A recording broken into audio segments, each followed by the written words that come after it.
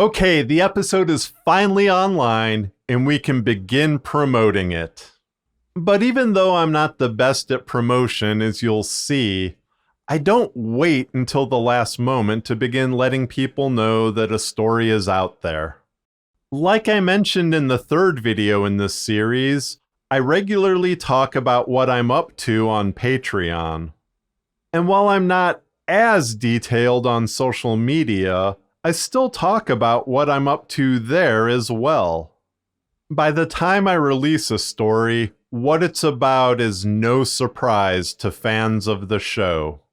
In addition to Patreon and chatting about things on social media, I create and share a handwritten preview of the next story to share online.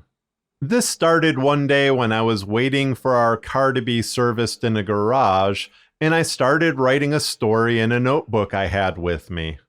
I shared that image online and people seemed to love it, so now that's become part of my normal promotion process.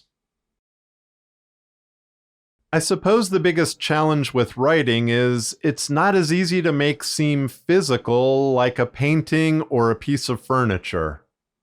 Physically, a page from some of the greatest works of fiction look the same as some of the, well, not so great works of fiction. So here are some things I've tried doing to make writing more physical.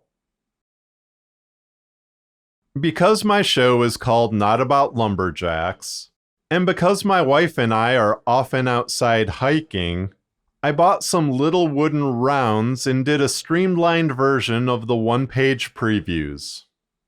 They're very easy to share online, and people like them. But I wasn't as consistent about sharing them with each story. Clearly, I just need to get back to making them, and maybe even giving them away to Patreon members. Photos and screenshots are the easiest way to make writing seem physical. Whether it's a sneak peek of the story, photos of books used for research, or images of me recording, I'm very lucky to always have plenty to share.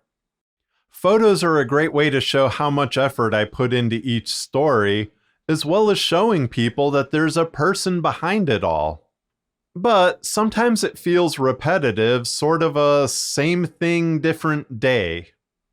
I know most listeners don't want to just connect with the stories, but also with me, so I need to include more things about myself as I try to portray the story visually.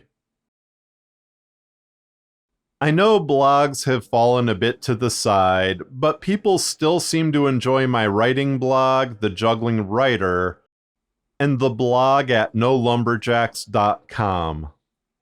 And newsletters are great because people actually signed up to hear from you. The people still reading your blog or following your newsletter are likely your biggest fans. They're the people you can rely on when you need them most. But blogs and newsletters are easy for a writer to neglect, and many people kind of skipped over them now that everything seems to be pushed out on social media. But I need to stay committed to the blogs and newsletters I maintain. Worst case, they serve as an archive for what I've been up to. You know how Google searches now often pull up videos as top hits?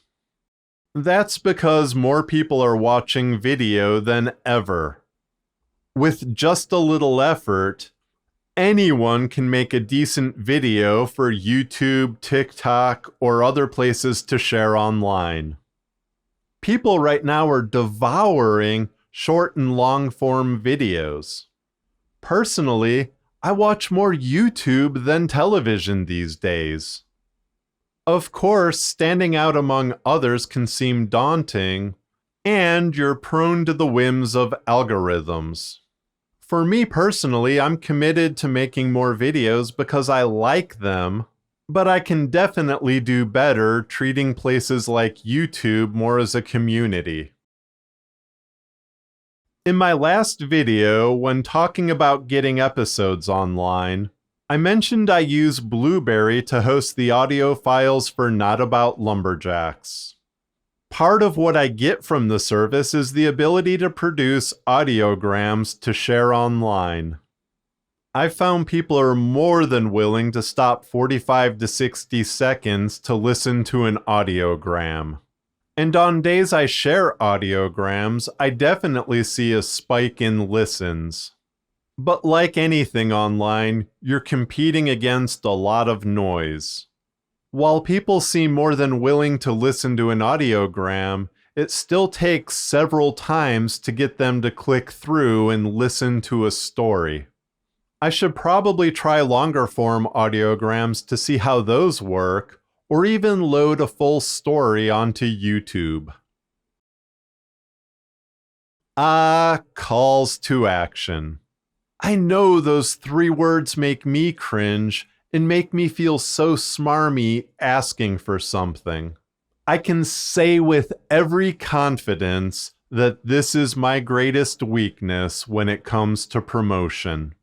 I make so many things, put them out there, and then call it enough, even though it's not.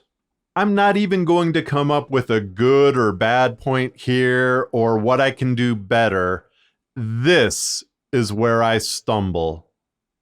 The reality is if I ask you to give this video a thumbs up or go listen to a story at nolumberjacks.com, you likely won't without hearing that message repeatedly.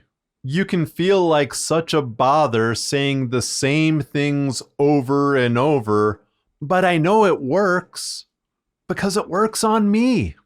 And this is the perfect place to wrap up not just this video, but the series. Look at the things you enjoy and react to, and genuinely work those into everything you do. Not doing a thing just because everybody else is, but finding your own way to express yourself and get a message across. Find out what you do differently and embrace it, because that's the most likely way you'll stand out among all the noise. Hey, if you enjoyed this video, I'd appreciate it if you gave it a thumbs up or checked out a story at nolumberjacks.com. And I know I just said this is the last video in the series, but I'm going to do one more next week. I want to share some thoughts about making this series and talk about what I plan to do next. If you have any questions or if there's something you'd like to see covered in more detail, let me know about it down below in the comments. Until then, be mighty and keep your axes sharp.